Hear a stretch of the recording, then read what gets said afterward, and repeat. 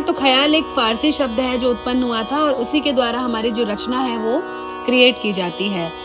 अब जैसे आप जितने भी बंदिशें गाते हैं तो मध्य लय यानी एक नॉर्मल स्पीड में आपको गाना होता है, और द्रुत लय जो कि उसके डबल स्पीड में गाया जाता है, और विलंबित लय जो बिल्कुल ही स्लो स्पीड में गाया जाता है।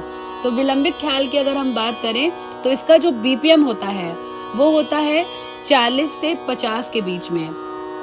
और इसके अलावा भी एक प्रकार है अति विलंबित, यानी इससे भी धीमे गाए जाने वाला, जो कि आजकल प्रचलन में बहुत कम है, तो वो भी गाया जाता है।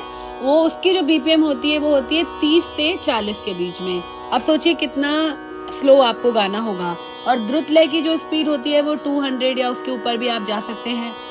छोटे ख्याल यानी मध्य लय की अगर हम बात करें तो 130 से 160 के बीच में आपको ये दिखाना होता है।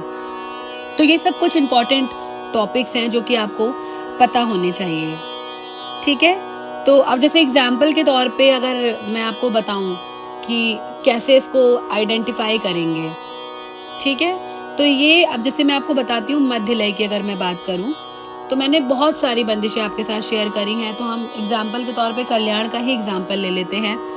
तो जिसकी एक बंदिश है जो कि आपके साथ शायद आप लोगों ने करी भी होगी, ये रियाली पिया बिन, है ना। अब जैसे चलन है हमारा और यहाँ से अगर मैं तबला ऑन करती हूँ तो मैं जो स्पीड है वो रखूंगी 130 से 160 के बीच में। तो अराउंड मैं मान के चलिए यहाँ से जो स्पीड है वो रख रही हूँ 150, ठीक है। और यहाँ से जैसे ही मैं तबला ऑन करूंगी तो आपको समझ में आएगा कि किस तरीके से ये करना है। तो पहले चलन थोड़ा गा लेते हैं। नी रे गा मा धा नी सा, सा नी धा पा,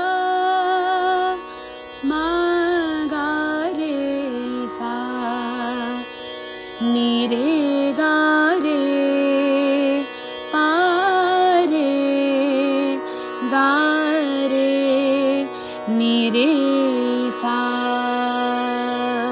तो ये इसका चलन है। अब जैसे ही तबला ऑन करेंगे तो ये आपको नवी मात्रा से उठानी है 3 ताल।